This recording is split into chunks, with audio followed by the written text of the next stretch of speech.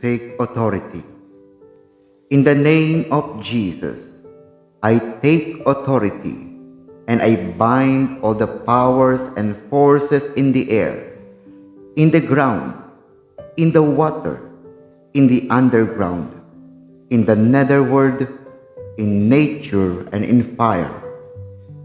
You are the Lord over the entire universe, and I give you the glory of your creation. In your name I bind all demonic forces that have come against us and our families, and I seal all of us in the protection of your precious blood that was shed for us on the cross. Mary, our Mother, we seek your protection and intercession with the Sacred Heart of Jesus for us and our families, and surround us with your mantle of love to discourage the enemy. Saint Michael and our guardian angels, come and defend us and our families in the battle against all the evil ones that roam the earth. In the name of Jesus, I bind and command all the powers and forces of evil to depart right now away from us, our families, our homes, and our land. And I cast you at the foot of the cross to remain there forever. And I thank you, Lord Jesus, for you are a faithful and compassionate God. Amen. Hail Mary, full of grace, the Lord is with thee. Blessed art thou amongst women, and blessed is the fruit of thy womb, Jesus. Holy Mary, Mother of God, pray for us sinners, now and at the hour of our death. Amen.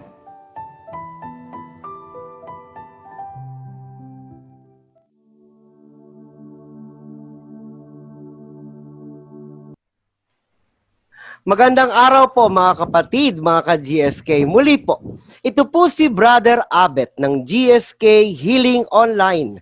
At tayo po'y mapalad sapagkat makakasama po natin sa kabilang linya ang ating kapatid po, si Brother Benjamin, no? Mula po sa El Shaddai Prayer Partners Foundation, diyan po sa Maynila. Magandang araw po, Brother Ben. Magandang araw din po, Brother Abet, at ako'y lubos na nagpapasalamat at purihin po ang Panginoon na nabigyan ng pagkakataon na maging bahagi sa programa ng GSK Online, Healing Online, no? At isang karangalan na ang kabutihan ng Diyos ay may bahagi sa programang ito. At ganun din, binabati ko lahat ng mga sumusubaybay sa inyong programa na kami po ay inyong samahan sapagkat amin pong pag-usapan ang kabutihan po ng Panginoon.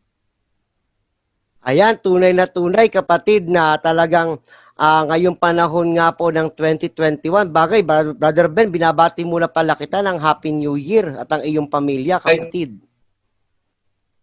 Ganun din, Brother Abet, ang pagbati po ng kapayapaan at kasaganaan sa taong 2021 ay sumainyo din at sa iyong pamilya. May pamilya na nga ba kayo? Opo. Nako, marami na. Marami na akong mga ano dito sa gawain ng GSK Healing Online, no? Alam po ninyo, laging may mga tumatawag, laging mga humihingi ng payo dito sa GSK Healing Online. Sabi ko, okay, panalangin lang may bibigay ko sa inyo, no? At yung aking pong mga pamilya naghanda rin po diyan sa Cavite, no, yung aking mga magulang at kami naman dito ho sa Mindanao ay naghanda rin po. O Brother Ben, sa inyong paglilingkating programa sa araw na ito ay tayo po ay nasa segment muli ng Real Life, Real Faith, Real Hope, na kung saan atin pong tatalakayin ang buhay at karanasan at buhay paglalakbay sa buhay pananampalataya ng ating kapatid na si Brother Ben sa ubasan ng Panginoon dito po sa El Shaddai Prayer Partners. At sa oras pong ito, kapatid, tayo po muna ay mag-alay ng isang panalangin sa ating mahal na ina, isang awitin po sa ating mahal na ina bilang pagpupugay po sa kanyang pagiging ina ng Diyos para sa atin. No, tayo po ay lumapit sa kanya ng may kababaan po ng kalooban sapagkat Brother Ben, ano ba ang masasabi mo sa ating mahal na ina na ating kinikilala ngayon? Actually, wala hong katulad yung pagdating sa pag-ibig ng ating mahal na Birheng Maria at yung kanyang kababaan ng kalooban, no? Nang tanggapin niya yung magandang balita mula sa ating Panginoon sa pamagitan ng bati ng anghel. So Brother Ben, ano naman masasabi mo sa iyong pagkakaroon ng relasyon sa ating mahal na ina bilang ina ng ating Panginoon? Bilang anak ng ating mahal na Birheng Maria sa pananampalataya, ay tunay po na makita natin sa kanya ang tunay na kababaan ng kalooban at yung pagmamahal sa kanyang mga anak. Kaya ako'y naging isang debuto sa kanya sapagkat yung aking mga iniluluhog sa kanya na kahilingan ay talaga pong kanyang tinulungan at ito ay pagkaloob ng ating Panginoon. Tunay nga po, Brother Ben, na dapat bilang tayo mga Katoliko ay magkaroon tayo ng malalim na debosyon sa ating mahal na ina. Di po ba? Sapagkat si Amen. Maria ang nagdadala sa atin patungo kay Jesus. At sa oras pong ito, mga kapatid, tayo po'y manalangin at alayan natin ng isang awitin ng ating mahal na ina. In the name of the Father, of the Son, of the Holy Spirit. Amen. Amen.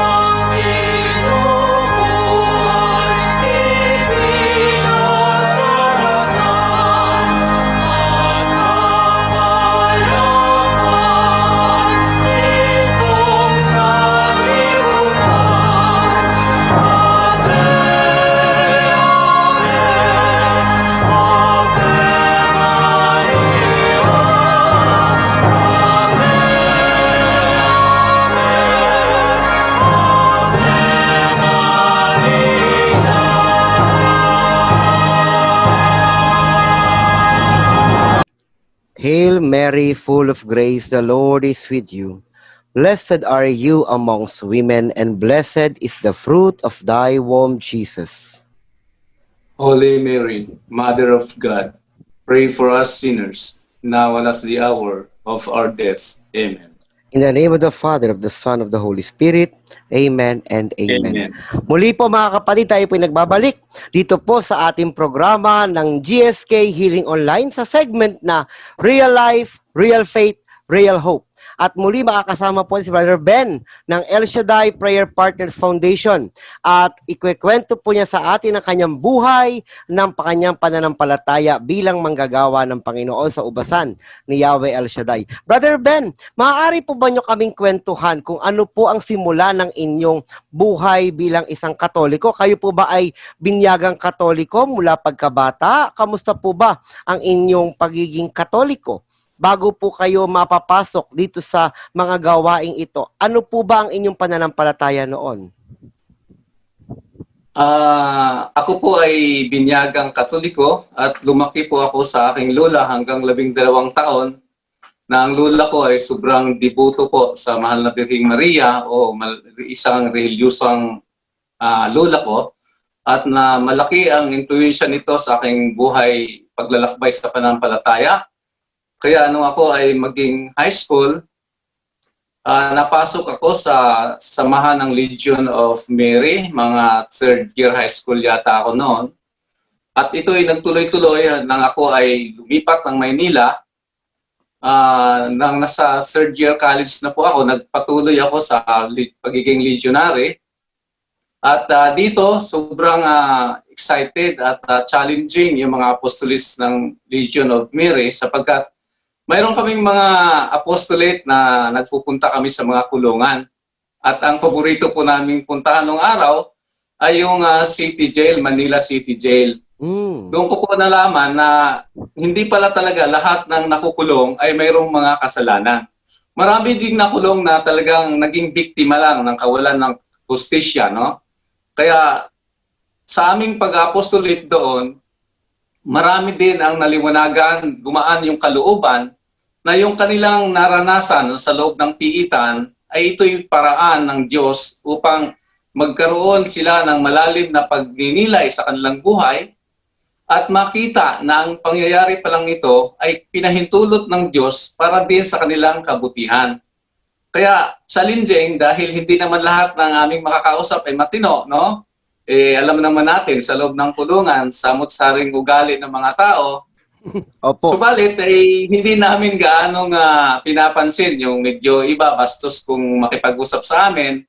Basta ang layunin namin na yung pag-ibig ng Diyos ay maibahagi namin sa kanila at yung dakilang misyon ng ating Panginoong Hesus na ang bawat isa ay gusto niyang magbalik loob at mabigyan ng pagkakataon para sa buhay na walang hanggan, dito kami nakafocus.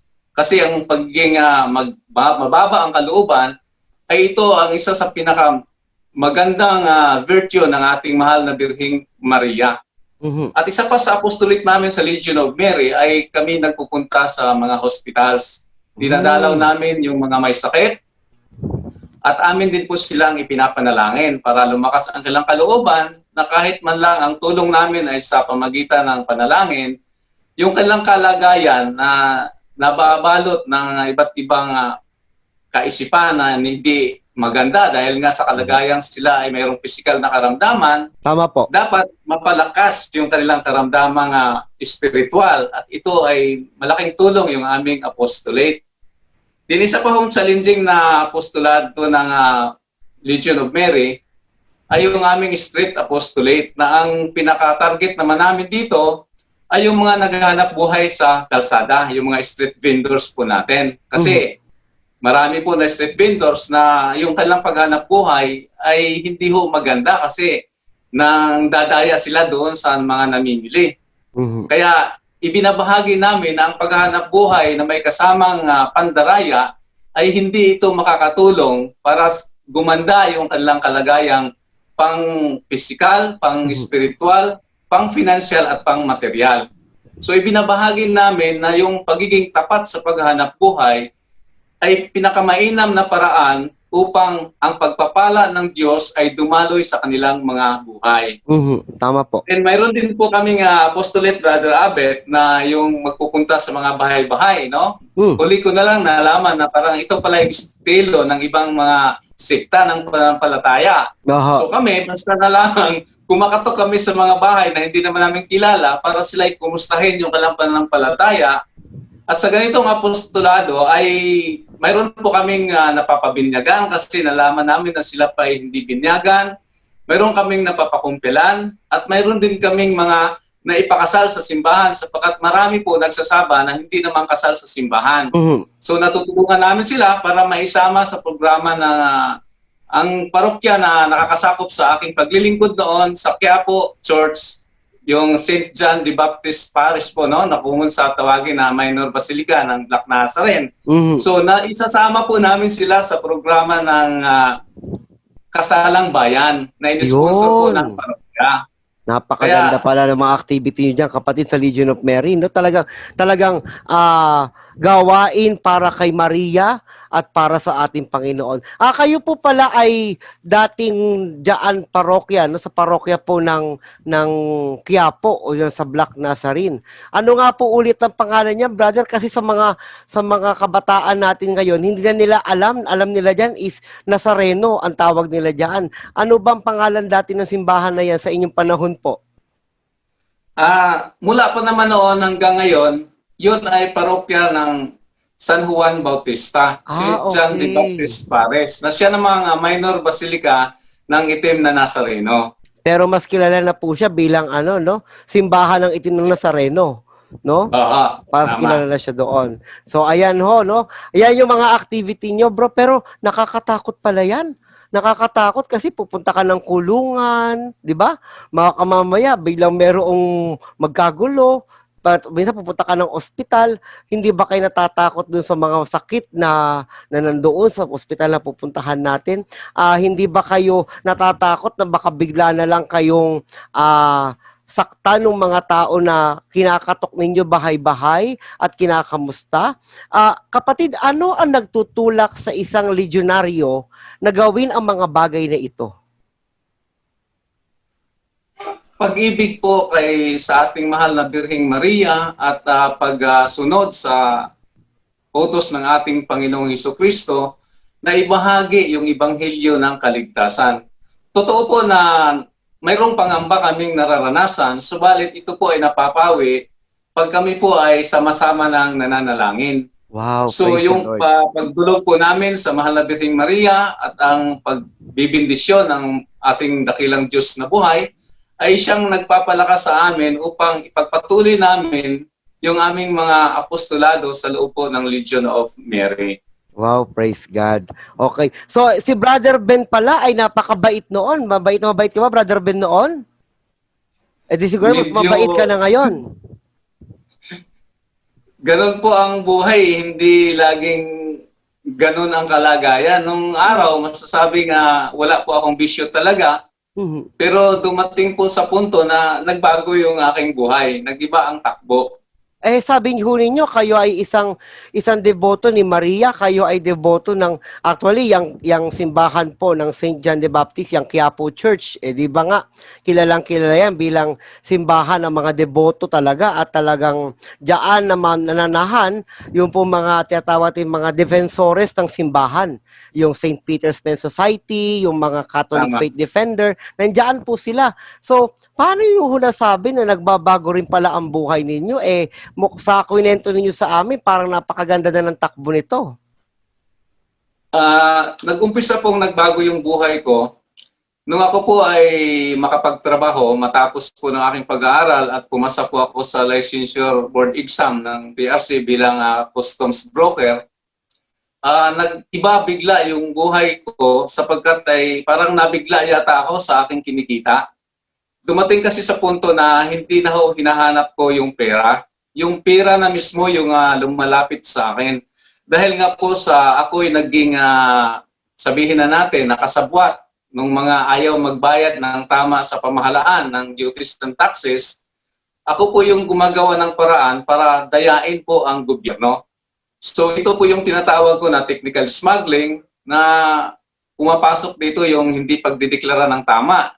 Kung tawagin namin ay misdeclaration, misclassification para mas mababang buwis yung maipapataw, over quantity o iba pa mga technikalidad na amin pong ginagamit para ay silang mga aming kliyente na ayaw magbayad ng tama, ay maliit lang ang babayaran at yung matitipid doon, 50-50, yun naman ang mapupunta sa akin.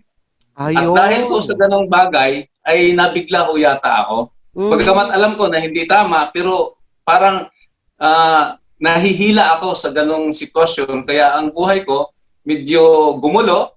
Bagamat may pamilya na ako noon, ay dumating sa punto na halos magkahiwalay na kami ng asawa ko kasi ang uwi ko noon ay hindi na madaling araw. Umaga na. Dahil laman kami ng mga beer house, kung tawagin ng araw, laman kami ng beer house, halos gabi-gabi yon. May mga pagkakataon na gusto namin maging exclusive sa ganung lugar, pinapasara namin yung operation para kami lang at babayaran namin kung magkano yung kinikita sa gabing yon sa isang establishmento. Grabe pala. So, pangit yung takbo ng buhay ko. Subalit ay mabuti po ang Panginoon, hindi siya tumigil ng gawa ng paraan para ako yung muling maibalik sa kanyang pag-aaruga, sa kanyang pagmamahal. Dahil dumating sa punto na ako'y nasidlan talaga ng takot. Dahil yung dalawa kong kasamahan sa trabaho ay parihong napatay sa magkahiwalay na lugar, magkahiwalay na panahon. At dahil dito, nangamba ako na baka ako naman kasunod. Baka mayroon kaming mga nasagasaang grupo sa aming illegal na trabaho. Kaya yung dalawa kong samahan ay pinatay.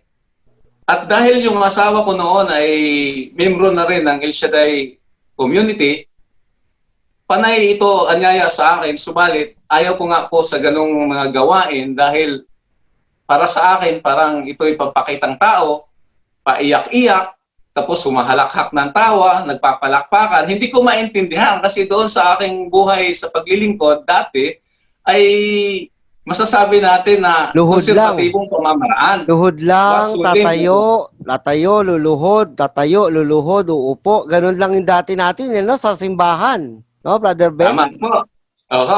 Kaya nung ang pinakauna sa aming pamilya na napunta sa gawain ng El Shaddai ay yung aking tiyahe na tinirhan ko sa Quiapo. Bagamat siya kasama ko sa Legion of Mary, siya ay napabilang doon sa komunidad ng El Shaddai at ako yung kanyang number 1 persecutor ng mga panahong iyon. No?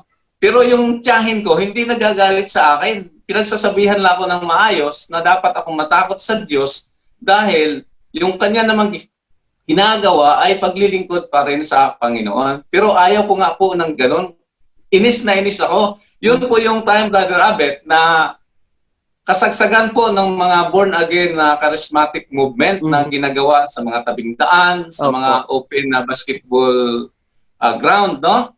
So, doon sa aking tinitirhan sa Quiapo, siguro mga 50 meters away, mayroong ginaganap doon na born-again prayer meeting na pag nagdaraos na sila ng ganon, ako naman ay pumupunta doon, pero hindi nakiisa sa kanila, kundi na sa isang tabi lang, hawak-hawak ko po yung mga graba.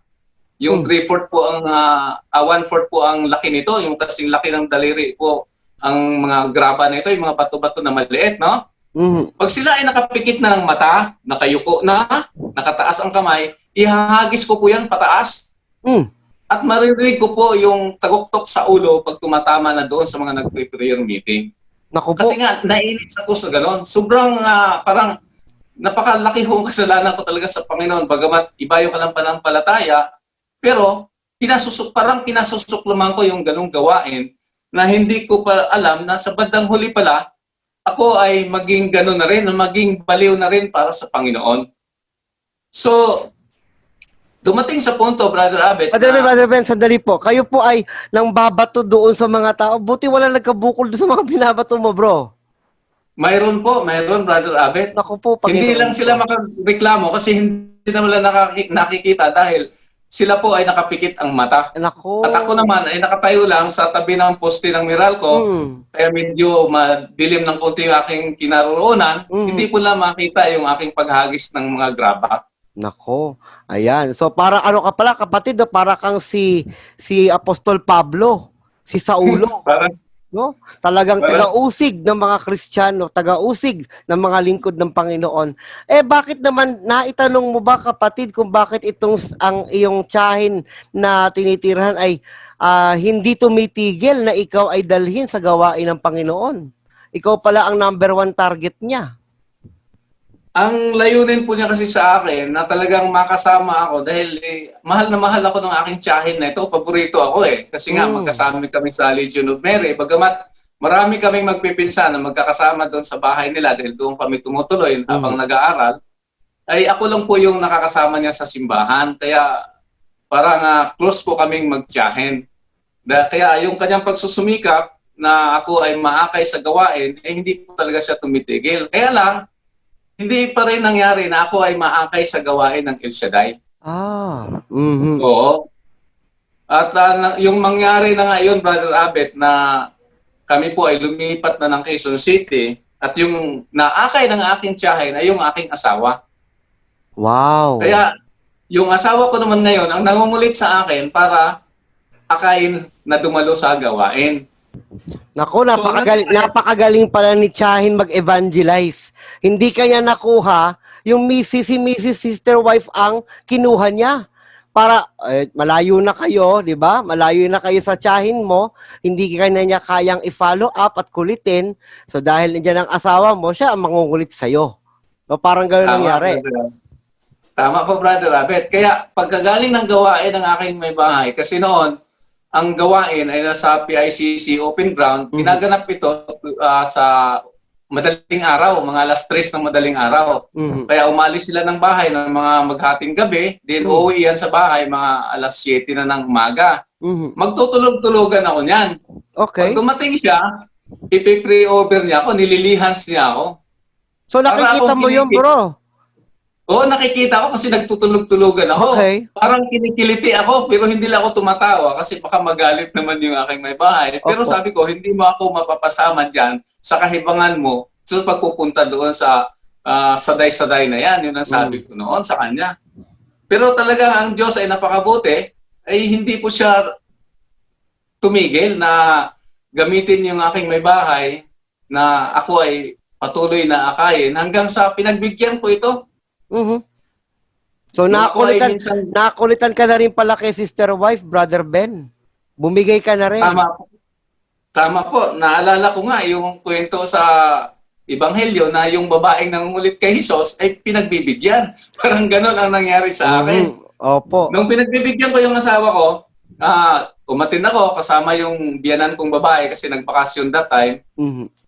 Ang spiritual director ng ministry nung araw ay si Reverend Father Archie Guerreva, isang Franciscan missionary. Franciscan missionary po. So, nung siya ay magbigay na ng homilya, ay unti-unting nagbabago yung kanyang anyo. Naging busilak siya na hindi ko na makita yung kanyang buong pagkatao, kundi yung kaningningan na ng kanyang hugis, yun na lang po ang aking nakikita. At yung boses na aking naririnig ay hindi na po niya boses, kundi malalim, malamig na boses, ay hindi ko na ho maunawaan yung aking sarili. Para na ho ako nawawala sa aking sarili, nagsasalita na ako na hindi nila maunawaan, nag-uunsi-unsi na po ako, bro. Teka, Brother Ben, linawin natin to.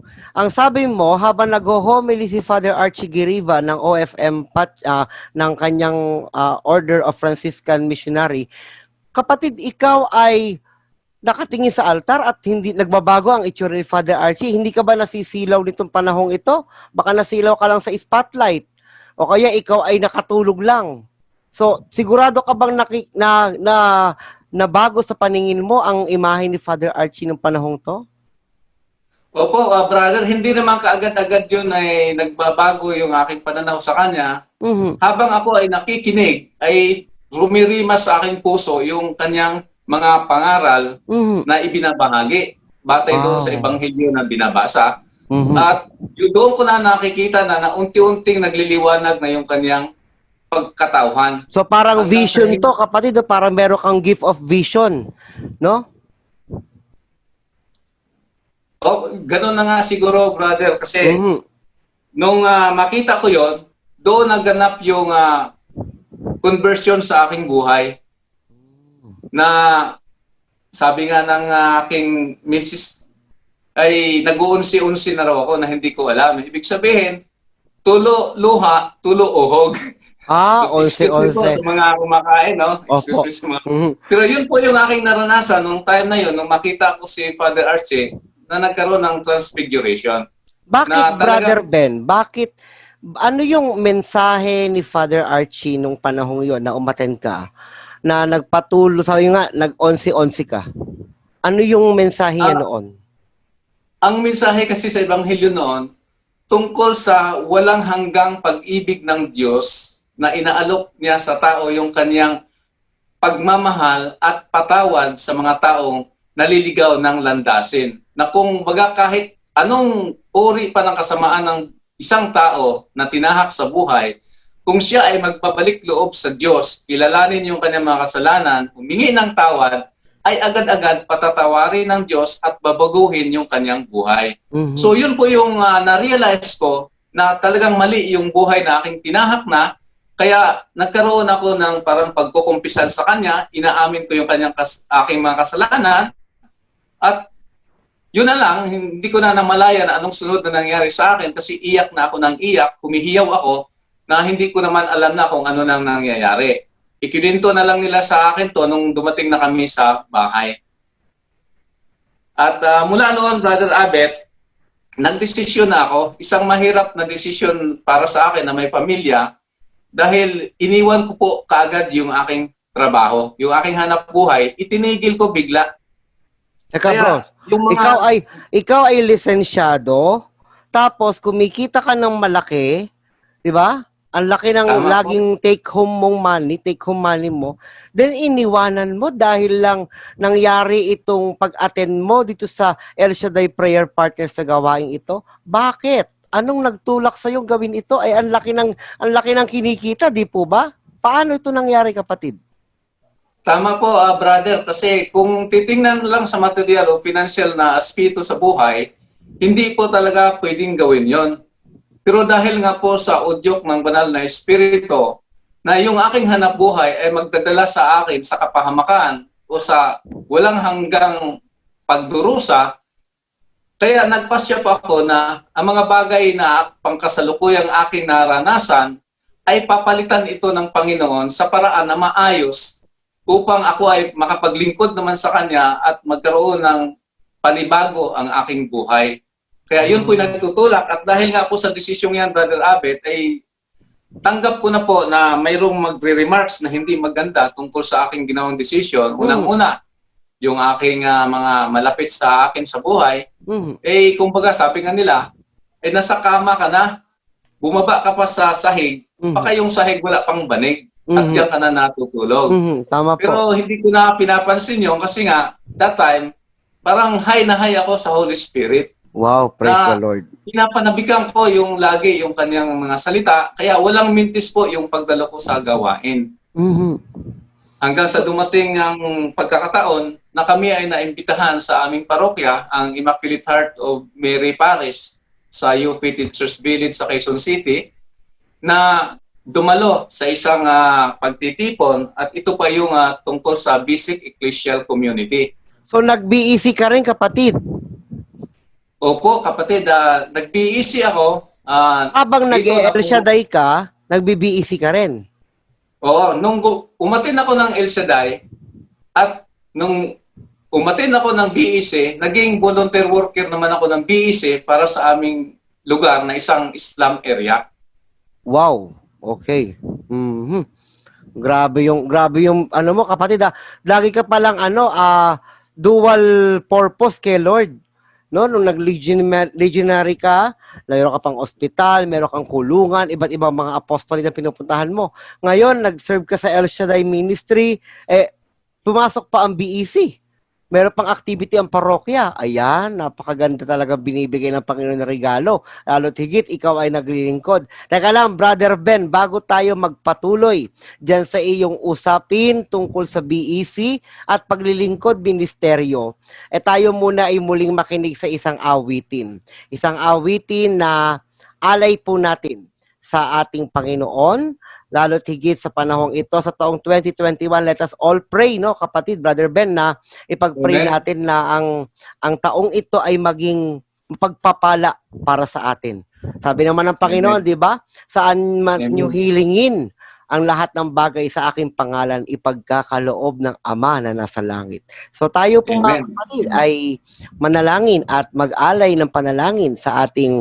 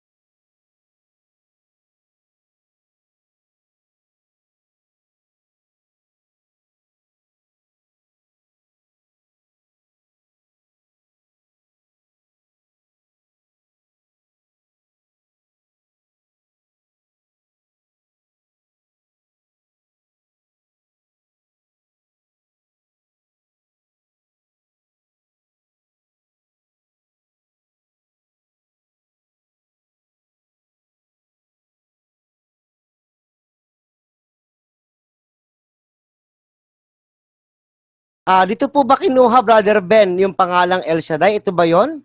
No? Tama po, Brother Abet. Isa po yan sa naging daan para yung pangalan po ng ministry ay tawagin ng El Shaddai. Subalit ang salitang El Shaddai po ay nasa Biblia po yan. Opo, opo. Nasa, Brother Ben, marami kasi tayong kapatid sa simbahang Katolika na nagtatanong sa akin na ang El Shaddai po ba ay isang Katoliko? 'Di ba yan ay born again, sabi nila. Ano po ba ang masasabi ng isang manggagawa ng El Shaddai? Ito po ba'y Katoliko? Ano po ba ang inyong pananaw dito? At ano ang inyong katayuan sa El Shaddai Prayer Partners? ang El Shaddai Ministry po ay isang Catholic Charismatic Ministry na ito po ay under supervision ng ating simbahan. Kaya ang mga programa po ng El Shaddai o yung pamamaraan ng pagbabahagi ng salita ng Diyos, ito po ay may patnubay ng ating pong tinatawag na mga spiritual director. So ngayon po, ang spiritual director ng gawain ng El Shaddai ay si Bishop Bacani po, Ted Bacani. Ayan, ayan ha, sa mga nagsasabi po sa iba't ibang lugar, sa iba't ibang bansa, nagsasabi lagi na, ay, ang El Shaddai na yan ni Brother Mike Velarde, ano yan? Born again yan, protestante yan. Nililinaw po natin, sa ngalan ng GSK Healing Online, sinasabi po natin na, batid natin na ang El Shaddai Prayer Partners Foundation ay kabahagi po natin sa loob ng inang simbahan. Hindi po sila kaaway, hindi po sila kalaban ng Katoliko. Sila po ay kaagapay ng ating inang simbahan, no? Ayan, malinaw po. Amen. Malinaw sa ating lahat ito. Okay, Brother Ben, balikan natin yung iyong pag-BEC at pag-El Shaddai. Ano ba ang nangyari dito, kapatid? Dati ayaw mo ng El Shaddai. Ngayon naman, nung na-start ka sa El Shaddai, nag-dual purpose ka na naman. Ano ba nangyari sa iyo dito, kapatid? Nung naging volunteer worker na ako ng BEC, nahirang po ako na maging coordinator sa area. So, ang naging apostolate ko naman dito, ang mission ko, ay mag-organize ng mga Bible sharing group. Wow. So, sa tulong po at biyaya ng Panginoon, ay nakabuo kami ng 10 prayer, Bible sharing group na may kanya-kanyang araw ng kanilang pagkakaroon ng pagbabahaginan ng Ibanghilyo ng ating Panginoon. Ang pinakasentro nito po yung Sunday Gospel. So, nung kasagsagan na po ng BEC, naging masigla po yung aming pamayanan at yung mga magkakalaban na mga sabi natin ng mga goons, no? Kasi usually marami sa mga Islam areas, taguan po ito ng mga hodlom. Okay. So, napapayapa po namin yung aming pamayanan dahil kinakausap ko po yung mga leaders ng iba't ibang grupo. At sila naman ay umayon na dapat hindi talaga sila mag-aaway doon sa aming pamayanan, bagamat kanya-kanya sila ng mga organisasyon. Subalit bilang isang malaking pamilya sa aming pamayanan, dapat naroon yung pagkakaisa na yung kapayapaan sa aming lugar ay dapat responsibilidad ito ng bawat isa. At kami naman ay nagtatagumpay at sila ay naging bahagi sa Bible sharing group. Hanggang dumating po sa punto, Brother Abet, dahil wala na nga po ako sa trabaho ko sa customs, isang umaga, mayroong dumating na matikas at matipunong lalaki, bit-bit po ay clutch bag. Parang sa pakiwari ko, ito ay barel. Ay kumakatok. Nung sinilip ko sa siwang ng bintana, nasidlan po ako ng grabing takot. Sabi ko, baka ito ay NBI agent, huhulihin ako dahil doon sa aking mga nagawang pandaraya nung araw. So, para matakasan ko ito, nagtangkap akong tumalon sa second floor, sa bintana. Okay. Pero bago ako makatalon, mayroong boses akong narinig na nagsabi, bakit ka tatakas? Harapin mo yung taong naghanap sa'yo para malaman mo kung ano yung kanyang nais, ano yung kanyang pakay. Tama po. Kaya, nabigla po ako, nahinto ako, so bumaba ako at binuksan ko yung pinto, pinatuloy ko siya. Hindi ko naman kilala, pinatuloy ko siya para mag-usap kami sa loob. At nung siya ay nagkikwento na, kasi tinatanong ko kung ano yung layon niya, sabi niya, lahat po kasi ng aking napagtanungan, iisa po ang pangalang itinuturo, kayo nga po yun na makatulong sa akin. Sabi ko, ano ho bang maitutulong ko sa inyo? Kung pinansyal, wala na po akong pinansyal. Wala na po akong maitulong. Saka, hindi ko pa ho kayo kilala kung sino nga po ba kayo. So nagpakilala po siya. Siya po ay isang real estate broker. May real estate, realtor po siya. At ang pakay po niya, pagpasok sa aming lugar, gusto niyang magkaroon ng prayer group ng El Shaddai. At naghahanap siya ng katuwang na para maisa katuparan yung kanyang pangarap na magkaroon ng El Shaddai prayer group sa aming pamayanan. Wow. Okay. So bali ano, Brother Ben? El Shaddai looks for another El Shaddai. Ganun po ang nangyari.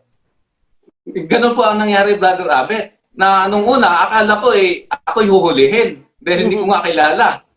Pero yung pala ay naghanap ng maging katuwang para magkaroon ng prayer group sa aming pamayanan. Praise the Lord. Okay. O tapos ano nangyari, Brother? Kung tumalon ka, malamang wala na. Finish Wala na, baka... Oo. So, yun po talaga nakita ko, yung pagkilos ng Diyos, yung kanyang kaparaanan ay hindi ho natin masukat. Iba yung aking iniisip, pero iba naman yung plano ng Diyos sa aking buhay. So, sa madalit sabi, ay napauo ako na tulungan ko siya na magkaroon ng prayer group sa aming lugar. At sa loob lang ng isang linggo, ay nabuksan po yung prayer group. Kaya, tuwang-tuwa kami kasi yung aking grupo doon sa BEC ay lahat po ay nakasuporta. Nakasuporta sila lahat. Kaya nauna yung aming pagbukas ng prayer meeting bago ako nagpaalam sa aming parish priest. Ang nangyari ay hindi ko pumayag yung aming parish priest kasi siya po isang Espanyol, no? So, konserbatibong pare po siya. Dahil ang panahon na yon ay hindi pa gaanong malinaw na ang Catholic, na ang El Shaddai ay Catholic o hindi. Mhm. Bagamat pinaliwanag ko na ito isang Catholic organization, pero hindi pa siya ganun kakumbinsido. Pero dahil sa naumpisahan niya, naumpisahan na po yung gawain, wala na po siyang magawa na pigilin yon. Kaya sabi niya, sige basta siguraduhin lang na hindi mahahati yung dalawang grupo. Mhm. Pero napakabuti po talaga ng Panginoon kasi nagsuportahan po yung lumalabas na parang isang grupo na lang siya. Mhm. Kasi yung mga dumadalo sa gawain ng El Shaddai ay naging bahagi din doon sa mga Bible sharing group. Mhm. At yung mga dumadalo sa Bible sharing group na bago ay nadadala din doon sa kabila pag mayroong gawain ng El Shaddai. So bari walang So, conflict, bro. Walang conflict yung dalawang gawaing ito. Wala, hindi nagkakaroon ng conflict. At dahil doon, hiniling namin sa parokya na magkaroon kami ng community mass tuwing araw ng linggo at kami naman ay napagbigyan. Kaya tuwang-tuwa yung pare dahil tuwing nagmimisa siya ng alas 6 ng umaga, yung maliit na kapilya sa dulo ng open basketball court ay halos mapupuno po ng mga tao. So tinatangkilik po yung pagdiriwang ng Eucharistia tuwing araw ng linggo dahil nga po dalawang grupo na ho yung nakasuporta. Kaya purihin po ang Panginoon, Brother Abet, nakita namin ang pagkilos ng Diyos sa pagkakataong ito na akala nung una ito ay magkakaroon ng conflict pero hindi pala. Kaya lang, Amen. nakakalungkot, Brother Abet, isang taon lang po kami doon mahigit. Oh. Mahigit isang taon lang po ang gawain doon dahil ang aming area ay na-demolish po. Mhm. So na-demolish yung area namin, kaya... Ang point na, Brother Ben, ha? Itong area sinasabi mo ito yung lugar ng mga Muslim area, no? Yung Islam area doon. Tama. Pero nakapagtayo ng gawain si Yahweh El Shaddai sa lugar na yon? Tama po, Brother Abet. Grabe talaga si Yahweh. Grabe talaga si Yahweh El Shaddai pag kumilos. Ano, kahit lugar ng ibang relihiyon, ibang pananampalataya, pinapasok talaga niya para ituro ang kaligtasan. Amen. Amen, amen. So nung na-demolish na kami, Brother Abet, nalipat kami sa San Jose del Monte, no? Sa Barangay Muson. At dahil nga doon sa ito'y isang relocation site, nais ng pare na ang parokya na nakasakop doon, yung parish priest, na gusto niya na magkaroon ng regular na misa sapagkat maraming tao na sa lugar na yon at medyo malayo sa parokya. At ako naman ay kailang kinausap kasi nagtatanong-tanong kung sino mga leader sa simbahan doon sa lugar na pinanggalingan. Ako naman ang naituro. Mhm. So, nagkaroon kami ng regular din na lingguhang misa. Ito'y ginaganapan namin noon sa isang parang amenities doon sa aming relocation site. Habang kami ay nasa lugar na yon, napagkasunduan namin ng mga leaders na magtayo ng isang community chapel sa pagitan ng bayanihan. At nang magkaroon kami ng bayanihan, madali itong natapos, bagamat hindi kalakihan, pero mayroon ng masasabing bahay panalanginan tuwing may magkakaroon po ng misa. Nandoon na po ginaganap yung banal na misa. Then sa lugar din na yon ay nagkaroon kami ng pagkakataon na magtayo ng isa pang prayer group ng El Shaddai. Okay. So, Oo. bali, Brad, in-insert naman to ng panibagong grupo, yung lugar na yon. Tama po. So, yung grupo ng El Shaddai na bagong naitatag po namin doon, ang mga miyembro nito ay naging aktibo din na bahagi doon sa mga gawain sa simbahan ng parokya. Okay. So, ayan, Oo. katibayan talaga yan, Brother Ben, no, na ang El Shaddai Prayer Partners Foundation ay hindi lumalaban sa parokya. Kasi kung lumalaban kayo sa simbahan, dapat inilabas nyo na yung mga tao doon, di ba?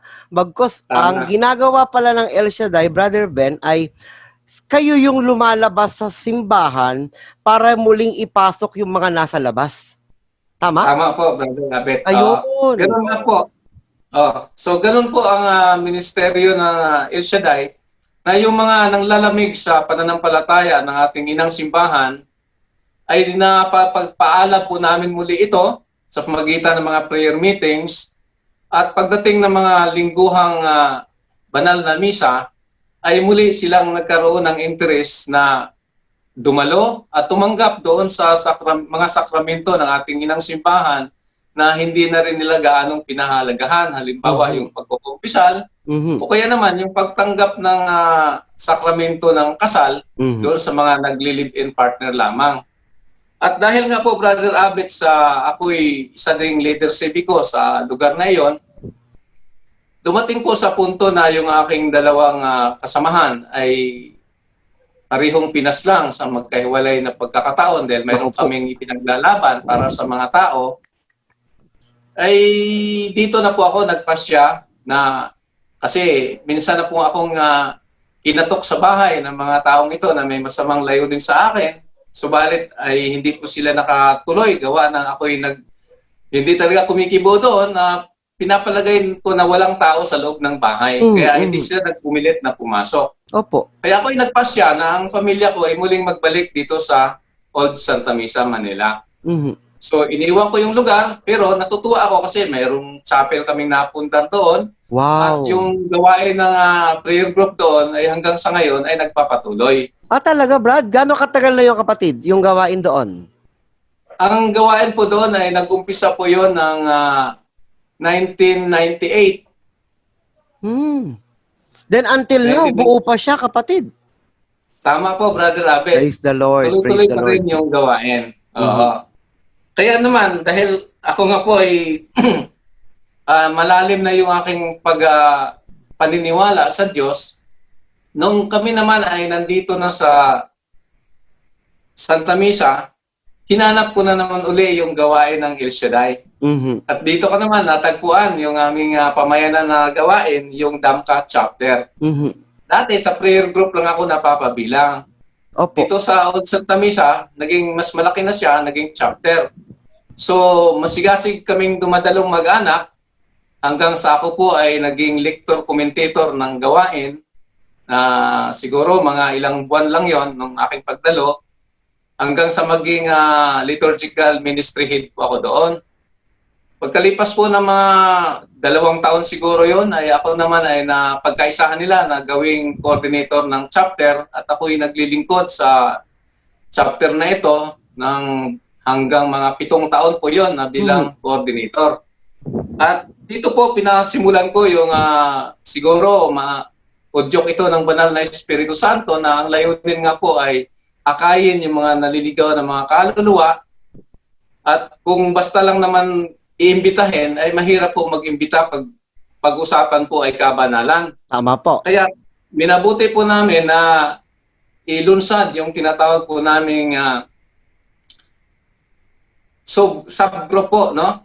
Ito po yung Bible sharing group na amin pong tinatayo nang sa gayon ay mas makilala namin ng malalim yung mga magiging kaanib nito kasi nililimitahan na lang namin sa hanggang 12 na tao. Pag lumabis, bubuo na naman kami ng ibang grupo hanggang sa para maging cluster siya.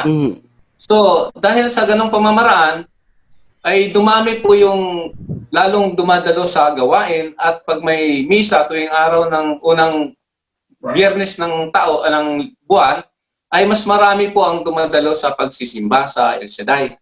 Subalit, ay ako ay umani ng batikos dito kasi ang programa na aking nilunsad ay hindi naman ito official na pinapatupad ng foundation. Kundi ito'y personal nyo lang. paraan, sarili ko lang na inisyatibo sa siguro dikta ng Holy Spirit para mas mapasigla pa yung gawain. Pero tinatanggap ko yung mga kritisismo sa akin dahil ang layunin naman ay para sa kalawalhatian ng Diyos at para maging kaagapay sa ministeryo ng pagliligtas na ang tao nga ay muling maibalik sa Panginoon.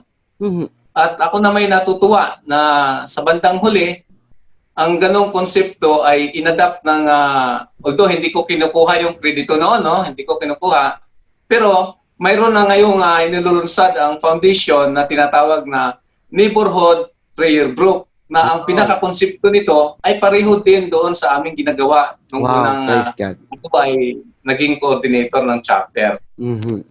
Ayan, brother Ben, yung iyong mga paglilingkod na yan, kasi ang dami mong pinagdaanan, Sabi sa amin kung paano ka nag-umpisa diyan, ano yung naging struggle mo.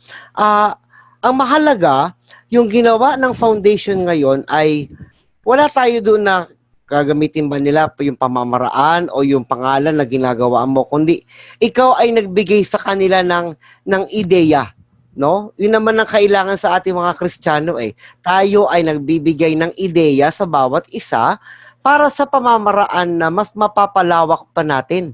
O di ba ngayon ang foundation ay meron na ring parang ganyang pamamaraan. So salamat sa Diyos at nagkaroon sila ng ganyang gawain at gayon din sa malay natin sa mga nakikinig sa atin sa araw na ito, mga nakikinig nating Katolikong kapatid ay mamulat din na ang gawain pala ng El Shaddai Prayer Partners ay hindi talaga tunay na sinasabi nilang galing sa protestante, na ito ay protestante at ito ay kalaban ng simbahan. Kasi sa base sa iyong mga kwento ay hindi naman pala kayo pinagbawalan ng community ng El Shaddai na ito na wag sumuporta sa simbahan. Kundi kayo ay tinutulungan pa at kayo bilang mga El Shaddai worker ay tinutulungan ninyo ang mga parokya na muling mabuhay ang pananampalataya ng mga parokyano. Tama po, Brother Abet. Kasi ang gawain po ng El Shaddai, mayroong mismong ginaganap sa loob ng parokya at mayroon naman sa paligid ng parokya. Kami ay nasa labas po ng simbahan mismo ng yung gusali, no? Hindi, nasa isang barangay kami.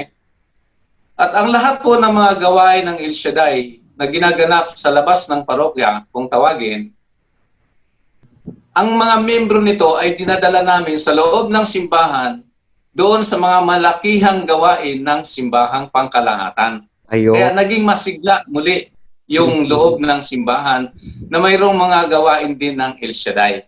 Kasi nga po, ang layunin namin, yung mga nasa labas na ayaw nang pumunta doon sa simbahan, muli naming napag-alab yung kanilang kalooban na sila ay muling pumunta doon sa parokya kasi yung iba parang hindi nila nakikita anong itsura ng parokya Pero ganun pa man, Brother Abet, mayroon pa rin kaming ginagawang paraan na yung talagang hindi na makapunta doon sa parokya dahil sa iba't ibang kadahilanan. Opo. Dito po namin ina-adapt yung BEC concept, no? Yung sa Vatican II Council na pamamaraan, yung sa PCP2 Council natin, na yung simbahan dadalhin natin doon sa pamayanan. Tama po. Kaya nagkakaroon kami ng tinatawag na community celebration ng Eucharistia. Para sila na hindi makapagsimba doon sa loob ng parokya, ay makapagsimba dito na lang sa pamayanan na hindi nila kailangang mamasahe. So, magbihis lang sila ng maayos, pumunta na doon at makapagsimba sila at makapagkomunyon na. So, Brother Ben, base sa iyong mga sinabi po kanina at patuloy na ikwinento sa amin, bakit ang isang tao na isang deboto lamang ng Santo Rosario, deboto lamang ni Maria, isang ordinaryong taong palasimba, isang taong sumusunod nga sa aral ng Panginoon at isang taong ayaw din sa charismatic movement, no? Ay naging aktibo sa ganitong mga gawain. Sa akin pong pagkaunawa dyan, hindi ko naman ito ginusto. Kundi ang Diyos po ay mayroong plano sa bawat isa sa atin. At ito po siguro ang plano niya sa akin kung bakit ako ay napabilang sa ministry ng El Shaddai, na kung saan mas higit na lumalim yung aking pagkakilala sa Kanya at mas lumalim din yung aking paglilingkod sa Kanya.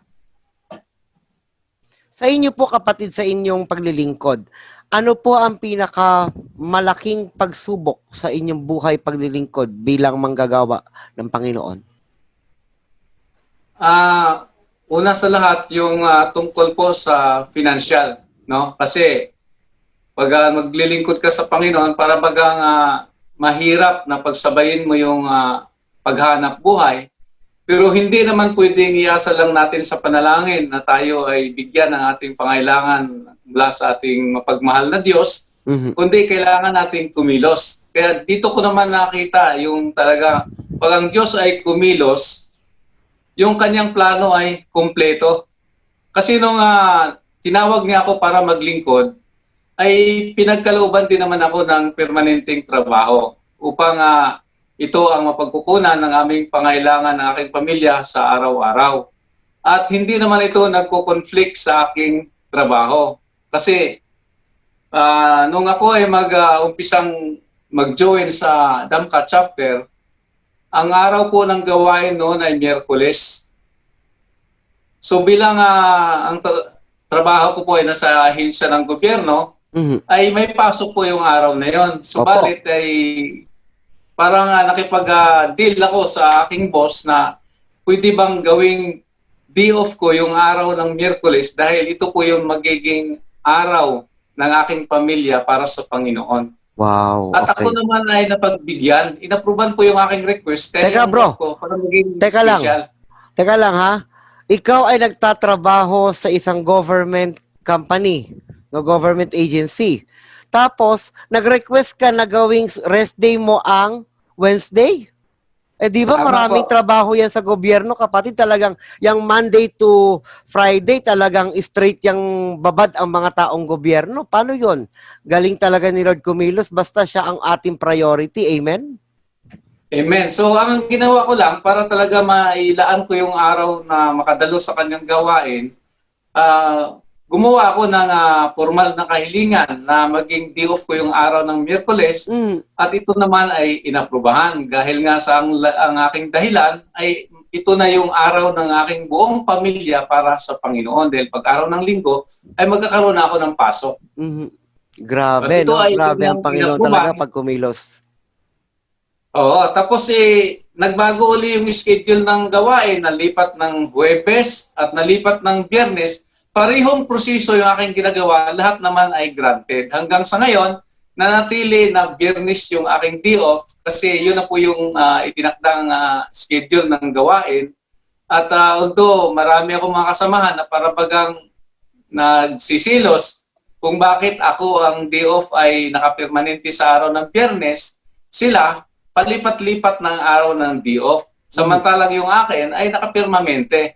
Pero siguro nga dahil ang hindi na magagawa ng tao ay hindi naman imposible sa Diyos. So Diyos po ang kumilos para yung aking day off na nilalaan para sa paglilingkod sa Panginoon ay maging mapako doon sa araw ng Biyernes.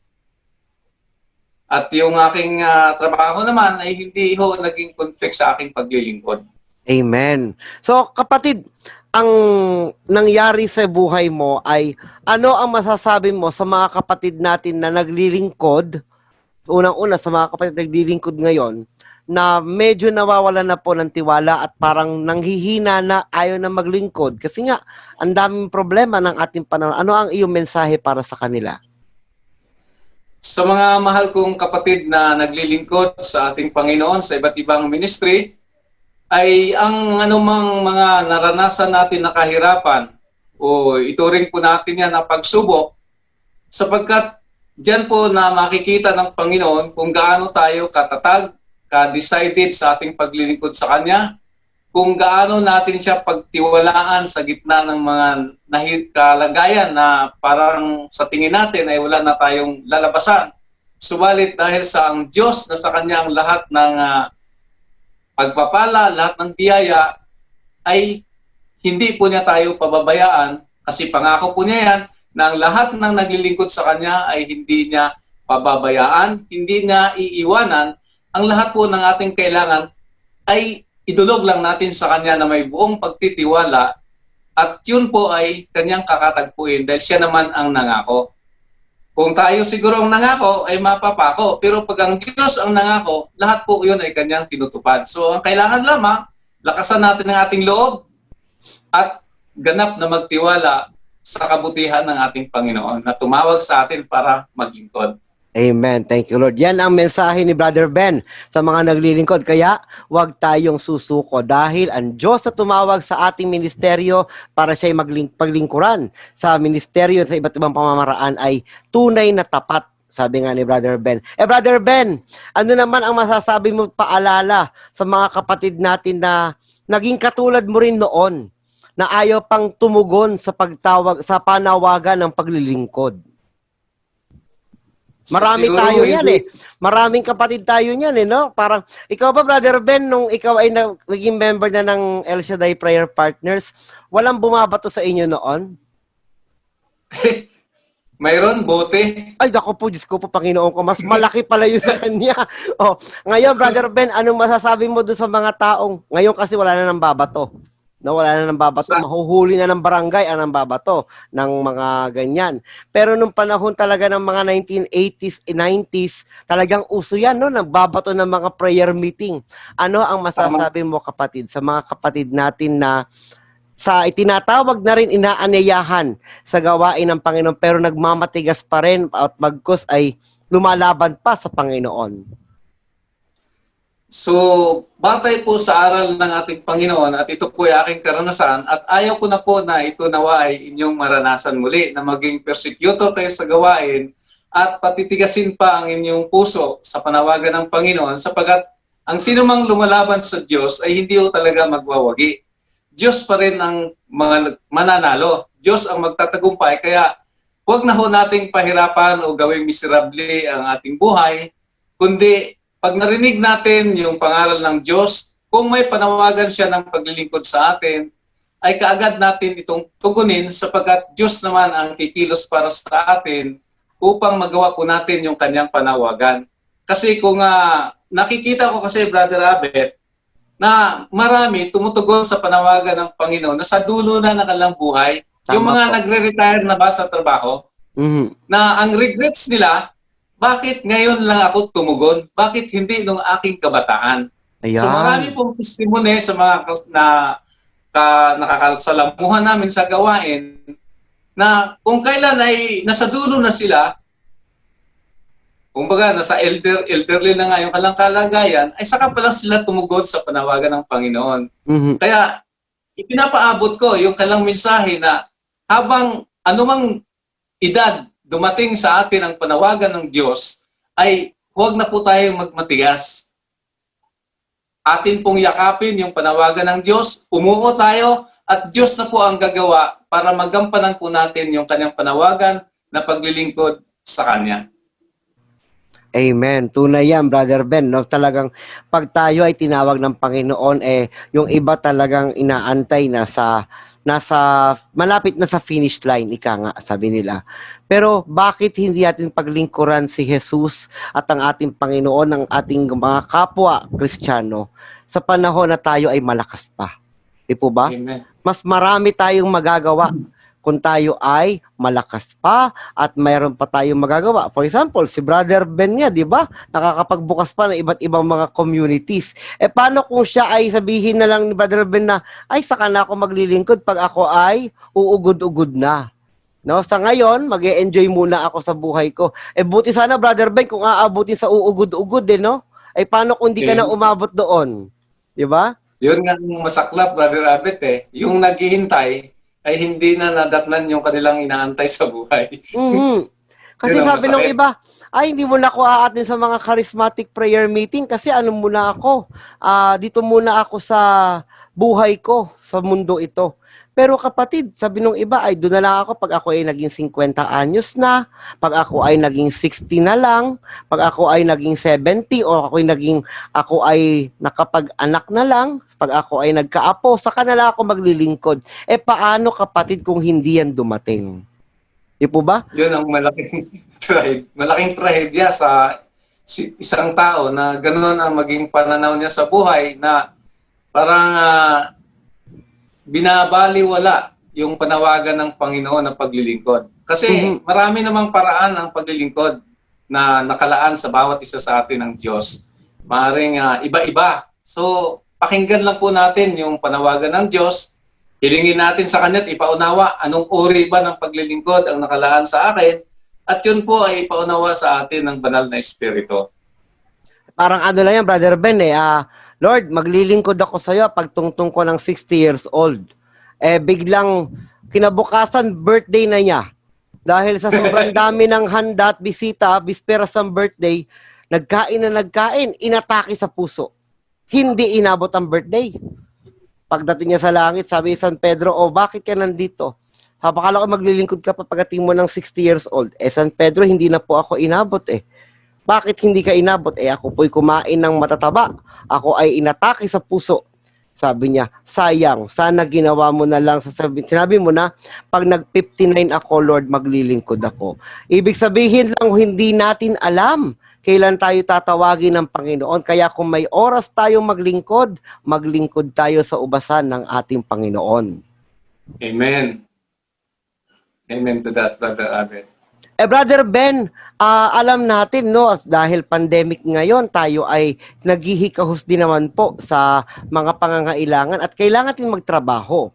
Then to the point na ikaw ay nag-request ng rest day para maka-attend sa gawain ni Yahweh El Shaddai. Kapatid, bakit ka ba naglilingkod pa sa gawain ito, wala ka naman palang kinikita?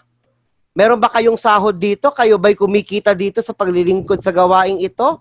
Meron ka bang meron ka bang bayad dito? Bakit ikaw ay napakadeboto sa gawaing ito, kapatid? Lahat po ng mga manggagawa sa gawain ng El Shaddai ay tinatawag po mga voluntaryo na manggagawa. So, ibig sabihin, wala po kaming inaasahan na sahod, allowances, o anuman na pakinabang pinansyal o material mula sa ministry sapagkat ito'y kusang loob na pagtugon namin sa panawagan ng Panginoon sa pamamagitan ng ministring ito na siya ay aming mapaglingkuran. Totoo nga na wala namang pinansyal na pakinabang, subalit ang pinaka mahalaga sa buhay ng tao, yung kanyang kalagayang pang-espiritual. Kasi yung ating kaligtasan ay hindi naman nabibili saan magkano mang halaga nakikitain ng isang tao. Kundi ito'y alok sa atin ng Diyos at sa pamamagitan ng ating paglilingkod ay mas lalo tayong napapalapit sa Panginoon. Kasi regular po natin na napagnilayan yung kanyang mga salita, yung kanyang ibanghilyo, at kaya naman ay nagkakaroon tayo ng pagkakataon na sa ating meditasyon ay lagi nating hinahangad na ang aral na napapaloob ay atin pong maisagawa sa bawat araw. Ayan. At kung tayo naman ay nagkulang o lumabis, ay masagana naman ang habag ng Diyos para tayo ay patawarin. Kaya napakainam na ang maglingkod ay hindi po talaga dapat hangarin na siya ay kumita sapagkat ibang paraan po ang ipagkaloob ng Diyos para naman matugunan yung pangailangan natin sa pamilya, pangailangang material at finansyal, ay sa ibang paraan po yan ipagkaloob ng Diyos na hindi maging komplikado sa ating paglilingkod sa Kanya. Mhm. So ayun pala, Brother Ben, sa inyong ministeryo dyan sa El Shaddai Prayer Partners, wala kayong mga sahod dyan. Pero nananatili ka pa rin naglilingkod kasi mahal mo ang Panginoon at nararanasan mo yung kapangyarihan ng Diyos sa iyo, kapatid. Tama po, Brother Abet. Mhm. Yung kagalakan na aking naranasan sa aking paglilingkod ay hindi ho pwedeng tumbasan ng halaga ng salapi. Kaya ako'y nanatili bilang isang manggagawa, bilang sakripisyo ito, sakripisyo na mayroong pag-ibig sa ating Panginoon, sapagkat nga, alam naman natin na ang mundo ay maraming alok.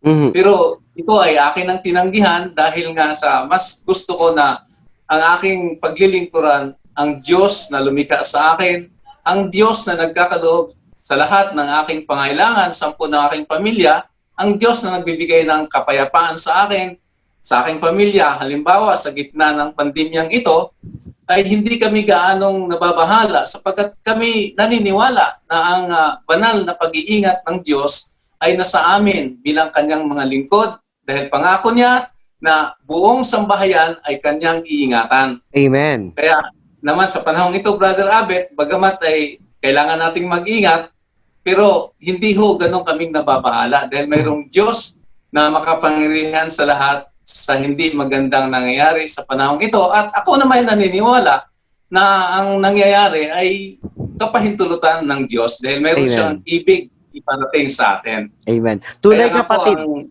Tunay yan. Tunay sinasabi mo na hindi ito aksidente, hindi ito hindi alam ng Diyos, kundi ito ay nasa plano ng Panginoon. Sapagkat makikita natin, sabi nga ng Biblia, di ba kapatid, na sa huling araw ay makikita ang kaibahan ng taong naglilingkod sa hindi naglilingkod. Di ba? Nang sumusunod at nang hindi sumusunod, ng tapat at nang hindi tapat. Bakit? Kasi sa huling araw, yung mga taong naglilingkod, tapat at sumusunod, yan ay nakangingiti. Tingnan mo si Brother Ben. Ang ganda ng ngiti pa kahit may pandemic, di ba Brother Ben, no? Tingnan mo yung gawain sa mga foundation, yung gawain sa mga charismatic, sa parokya, pag nagpe-praise and worship, pag nagjo-joyful song, nakangiti, di ba? Kahit, minsan nga, Brother Ben, maratawa ka kasi ako huy napasakay ng jeep. At yung aking nakatapat sa jeep ay kilala ko, no? Alam mo, ako'y naka-face mask, nginitian ko. Naalala ko, naka-face mask nga pala ako. Paano niya kaya makita yung aking ngiti? Pero, sa mata nakikita. Tunay na kaligayahan ng taong naglilingkod sa Diyos, sa mata nakikita, sa galaw nakikita. Kaya ho mga kapatid, kayong mga naglilingkod sa Panginoon na mukha hong Biyernes Santo, mag-isip-isip ho tayo. Tayo dapat maging magalak. Tayo ay masaya na naglilingkod sa Panginoon. Amen, Brother Ben? Amen, Brother Abet. So kailangan po, yun po yung isang manifestation ng isang tunay na naglilingkod sa Diyos na siya maging kaaya-aya yung kanyang aura kahit sa anumang sitwasyon sa buhay. Kasi sabi nga ni San Pablo, nasa lahat ng panahon, sikapin niyo maging magalak. No, maging masaya tayo. Kasi Yan. Diyos naman ang may kapahintulutan sa mga pangyayari. Kaya sabi ko nga, doon sa mga kasama ko, pag nanalangin sila tungkol sa COVID-19, na mukhang mayroong mali doon sa panalangin. Kasi ang hinihiling nila, ipahinto na ng Diyos yung pandemya ng COVID-19. Kaya sabi ko naman, pinangungunahan na natin ang Diyos sa ganung panalangin. Dapat siguro ang panalangin natin ay bigyan tayo ng proteksyon nang hindi tayo mahawaan ng naturang karamdaman. Kasi nga, siya yung may kasama sa plano niya ito. Sabi niya nga, kasama ng plano ng Diyos kung bakit ito naganap sa ating kalagitnaan. At isa pa, Brother Ben, ang pinakamaganda sigurong hingin natin sa Panginoon ay hindi lang yung basta proteksyon at hindi lang yung basta alisin ang COVID-19, kundi ang pinakamaganda sigurong mahingi natin sa Panginoon ay ituro sa atin kung ano talaga ang kanyang layunin. Amen, ba? amen. Kasi merong purpose si Lord eh. So, the only way para maintindihan natin yung kalooban ng Diyos ay ibaba natin yung ating sarili, yung ating pride, yung ating self, yung ating I, me, and yung me, myself, and I. Sabi nga nila, yung ako. Kasi pansinin mo kapatid, sa panahon ng pandemic, kung makikita mo, maraming mga tao, kahit nga sa prayer meeting, di ba? Nawala na ang mga mass gathering. Dati, ang kapilya, ang simbahan, pag nagpe-prayer meeting, punong-puno talaga, siksikan. Pero ngayon, Amen. talagang one seat apart. Nakalulungkot ito, pero mas nakakalungkot yung wala. Di po ba? Kung wala. Tama. Pero ganun pa man, makikita natin ang kauhawan ng tao sa salita ng Diyos. Amen. Amen. Ikaw ba, Brother Ben, ano ba ang iyong ministeryo ngayon sa gawain ng El Shaddai diyan sa inyong lokal? Sa ngayon, bali, advisor ako ng grupo. At the same time, ako yung nangangasiwa sa technical na aspeto ng gawain. At sa social media pati, no? Nasasaklaw ko na rin yung social media kahit nung ako nga ay coordinator pa noon. Oh, batiin Kasi- mo, Brother Ben, batiin mo yung mga kapatid natin na nasa Facebook page na iyong ginawa sa social media. Batiin mo sila. Lahat po ng mga sumusuporta sa El Shaddai Blessings on Air na Facebook page po natin at sa group ay malugod po namin kayong binabati, no? At nawa ang panayam na ito ng kabutihan ng Panginoon na aming pinag-usapan ni Brother Abet ay inyo pong panoorin at i-share din sa inyong mga Facebook account nang sa gayon yung kabutihan ng Diyos na aming pinag-usapan ay makarating din sa higit na marami sa pag-usap na ito dahil ginagamit po ang social media sa ngayon na maging daan upang ang salita ng Diyos sa evangelization ay higit na lumaganap dahil nga limitado tayo sa physical na pagtitipon. So, i-maximize po natin mga kapatid ko sa ministry ng El Shaddai na i-share po ninyo at suportahan po natin ang GSK Healing Online Ministry na ang layunin nito ay ibahagi ang iba't ibang karanasan ng tao tungkol sa kabutihan na ginagawa ng Diyos sa kanyang buhay. Tunay kapatid, no, sabi mo nga, i-maximize natin yung ating mga effort, lahat nating mga gawa para ang salita ng Diyos ay maparami at maipakalat sa iba't ibang mga lugar. Ito yung naging initiative ninyong grupo diyan, kapatid, na magkaroon ng Facebook page na ganito? Tama po, Brother Abet. Bago po magkaroon ng Facebook page ang grupo namin, ay nagkaroon ako ng initiative sa personal account ko na gawing na i-live po yung aming pagtitipon tuwing araw ng Biyernes. Kaya sa ministry po ng El Shaddai, ang Damkat chapter po ang pinakaunang nag-live ng gawain. Wow. Kaya praise the po Lord. ay tuwang-tuwa yung mga preacher na ma-assign sa amin dahil nakikita po nila yung kanilang sarili at napapanood sila sa kanilang mga kaibigan. Maging yung mga sumusubaybay sa ibang bansa ay napapanood po yung gawain, yung kailang pagbabahagi ng aral ng Diyos ay napapakinggan at maraming bumabati sa kanila. Amen. Praise God. So, tunay kapatid, no, na hindi lang, kasi kung tayo ay magti-TV pa at magraradyo, magbabayad pa tayo niyaan, no? Tapos kaunti lang makakapanood. Dito, lahat ng may cellphone, lahat ng may internet, hanapin lamang sa Facebook nila ang GSK Healing Online o kaya hanapin ang El Shaddai, itong Damka chapter ninyo, talagang makikita na ang iba't ibang gawain ng Panginoon at ministeryo niya, di po ba?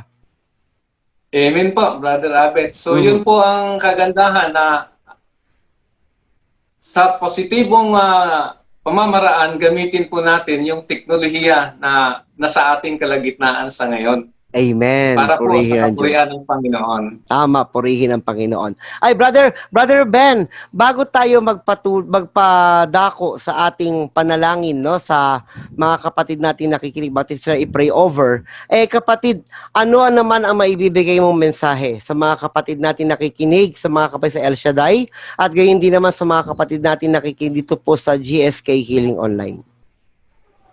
Sa mga kapatid po natin na sumusubaybay sa GSK Healing Online, ay i-share po ninyo, akayin po ninyo ang kumbinsihin yung mga kaibigan ninyo, yung tinatawag po nating KKK, kapamilya, kaibigan, kasimbahan, katrabaho, o iba pa man, na panoorin po yung programa ng GSK Healing Online sapagkat ito po ay malaking tulong sa atin na yung mga kwento ng mga pagpapala ng pagkilos ng Diyos sa buhay ng isang tao ay magbigay ito ng inspirasyon at marahil mayroong kahalintulad na kalagayan ang isang taong nakikinig at dahil dito ay mapagpala, mabago yung kanyang pananaw sa buhay.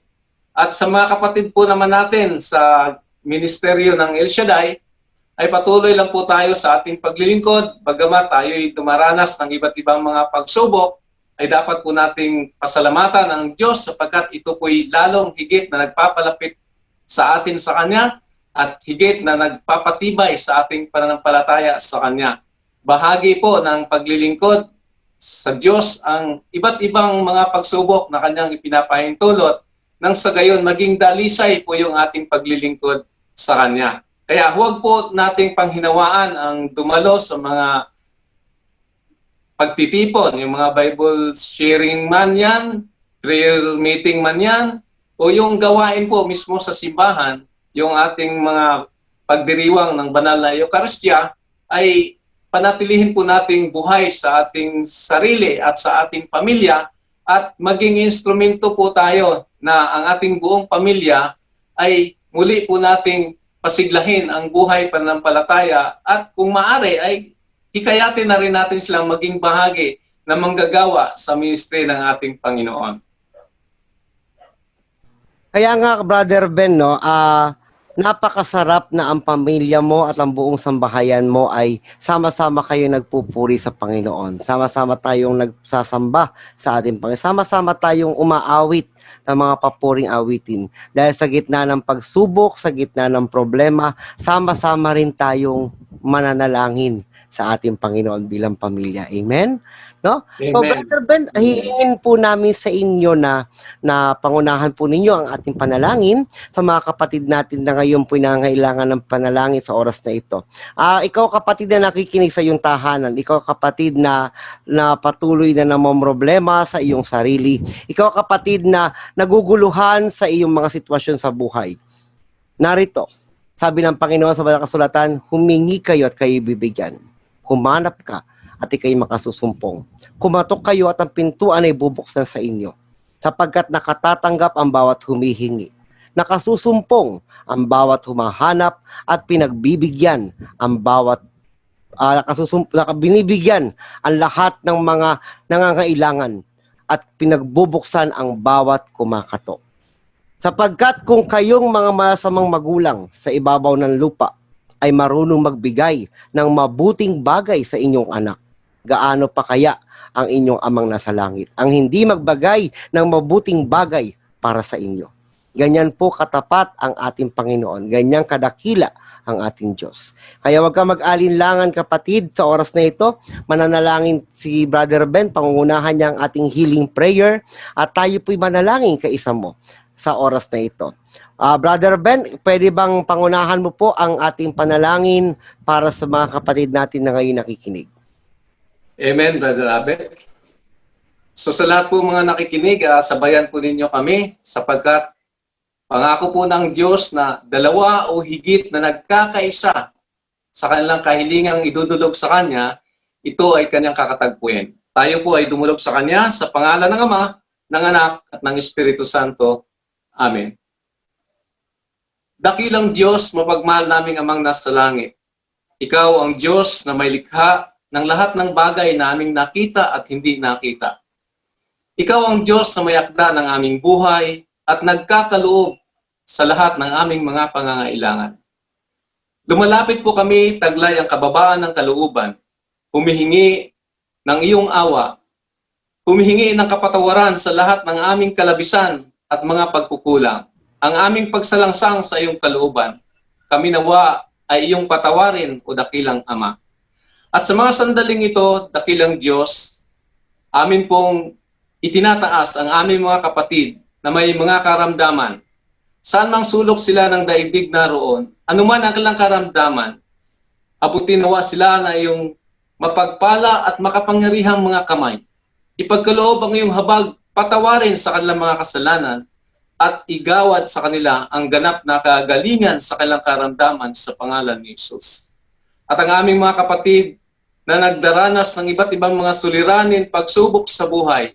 Dalangin po namin, Ama, ang higit sa kasapatan ng biyaya upang sila ay magtatagumpay at mananatili sa kalinga na iyong pagmahal na pag-ibig.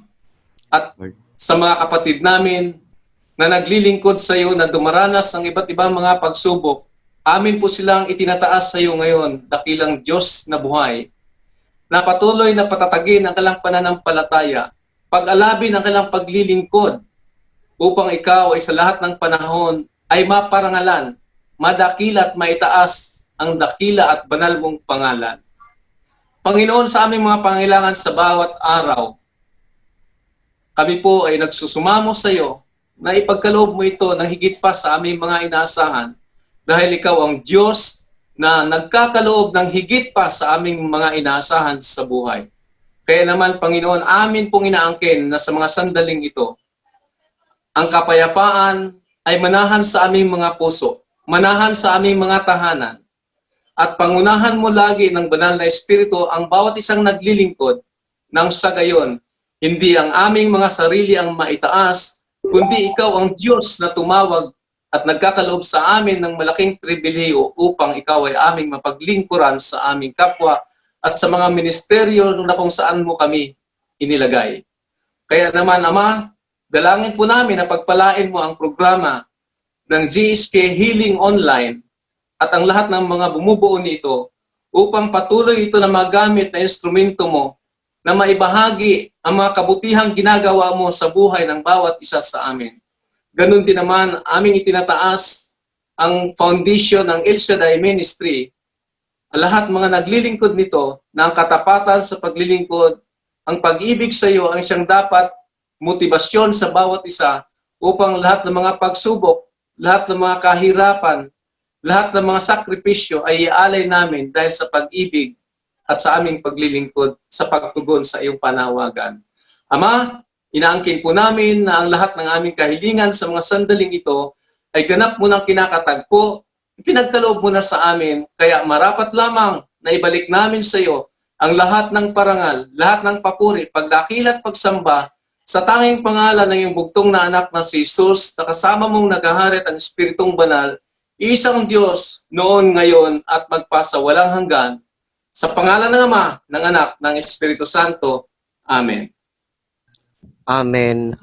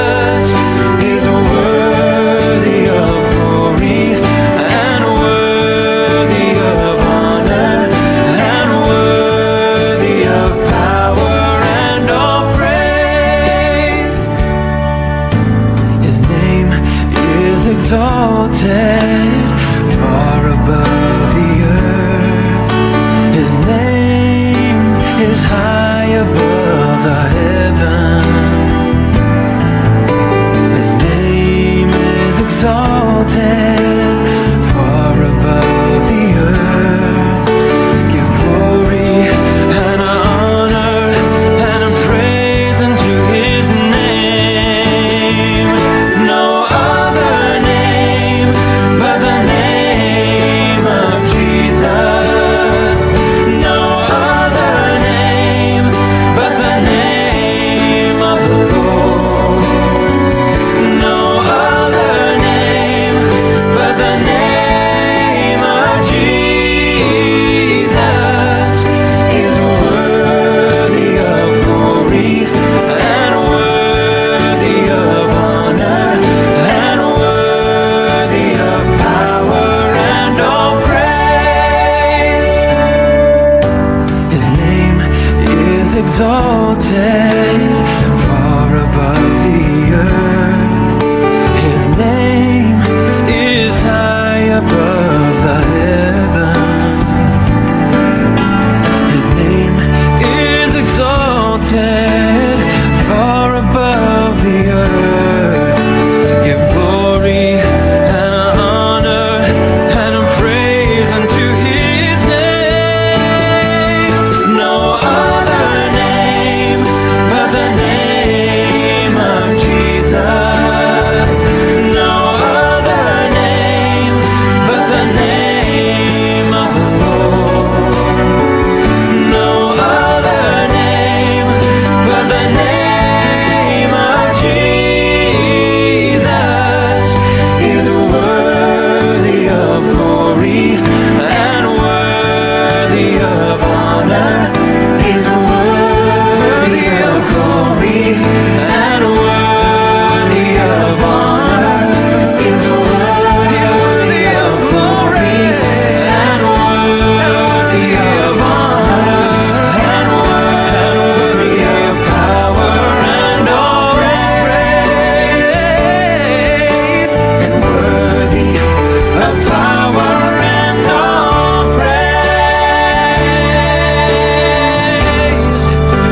and worthy of all praise.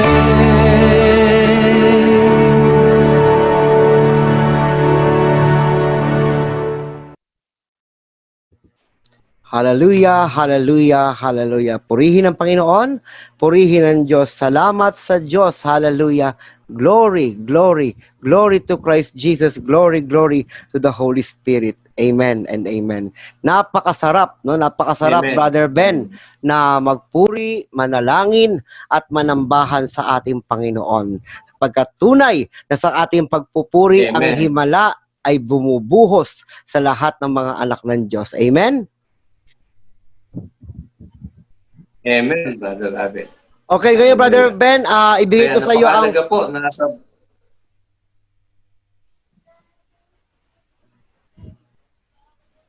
ang inyo po sige. sinasabi. Sa mga hindi ho sanay na magpuri sa Panginoon ay hangarin na po ninyo na matutunan niyo yung magpuri sa Panginoon in public para maalis po yung hiya ninyo na ang Diyos ay inyong purihin sa gitna ng maraming tao.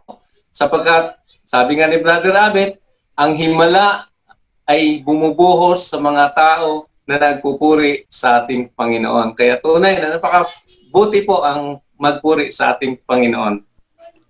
Amen, amen, amen. Tunay kapatid na ikaw ay pagpalain din ng Diyos sa iyong panahon na ibinigay sa amin. Salamat sa iyong oras, Brother Ben, no? Pero bago tayo magtapos sa ating programa sa GSK Healing Online, ibibigay ko sa iyo ang mga oras na ito para batiin yung mga nais mong batiin, yung iyong pamilya, yung iyong mga kakilala diyan, especially yung mga kapatid natin sa ministry ng El Shaddai Prayer Partners Foundation, mga kaibigan mo. So shout out na kapatid yung ating mga kapatid diyan. Sige po. Okay, una sa lahat nagpapasalamat po ako sa iyo, Brother Abet, at ang bumubuo ng GSK Healing Online sapagkat ay nabigyan tayo ng pagkakataon na maitaas ang pangalan ng Panginoon na siya ay maparangalan sa pamamagitan ng panayam na ito. At gusto ko rin magpasalamat sa aking pamilya, sa aking may bahay, si Marilyn, at sa mga anak po namin na very cooperative po. Wala pong nagbukas sa kanila ng internet habang tayo po ay ginagawa yung panayam para po hindi ma-interrupt po yung ating pag-uusap. At aking pong binabati yung aking mga kasamahan sa Damka Chapter, ang aming pong mahal na coordinator, Sister Sylvia Tumaken, yung pong aming assistant coordinator na si Sister Bia Oy, at amin pong secretary treasurer na si Sister Losi Magbanwa, na siya po ay inabot ng lockdown dyan sa lugar po ng Antique. No? At sa lahat po ng mga manggagawa sa Damka Chapter at aming mga awit na si Brother Ronald, Sister Esther, Sister Gemma, si Brother Anton, ay binabati ko po kayo at suportahan po natin ang GSK Healing Online na sa ating mga gawain ay kaisa po natin ang kalang layunin na ibahagi ang kabutihan ng Panginoon. At binabati ko rin po, Brother Abet, yung head po ng Diocese ng Maynila na si Brother Rex America. At ganun din po yung DIC head po namin na si Brother Robert at saka si Brother Efren. At sa lahat po ng mga preachers na bumubuo po sa PFCC po ng Diocese ng Maynila ay binabati ko po kayo at patuloy lang po tayo na maglilingkod sa ating Panginoon.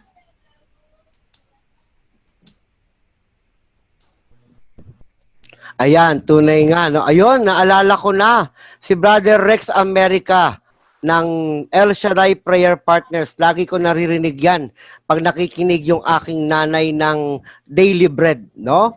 Yan sa istasyon nila, sa radyong Pinagpala, no? Sa istasyong Pinagpala, ang 13-14 sa talapihitan ng ating AM band. Ayan, no? Makinig rin mo kayo diyan sa Maynila, sa ibang panig pa ng Pilipinas.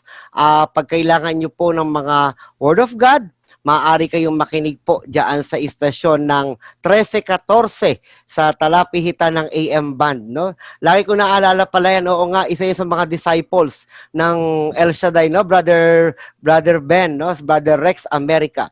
At mga kapatid, gayon din po binabati natin sa community ng El Shaddai, especially yung kanilang head servant, no? Brother Mike Z. Villarde, binabati po namin kayo at hangad namin na ang buong samahan po ng El Shaddai Prayer Partners Foundation ay patuloy na ingatan ni Yahweh El Shaddai, patuloy na ilayo sa pandemic ang mga lingkod at manggagawa ng Panginoon. At Brother Ben, maraming salamat po sa inyong panahon na ibinigay po sa amin at sa programa ng GSK Healing Online. Nawa po hindi po ito ang huling pagkikita natin sa programang ito at nawa po marami pa tayong mga buhay na mailapit sa ating Panginoon kahit pandemic, no?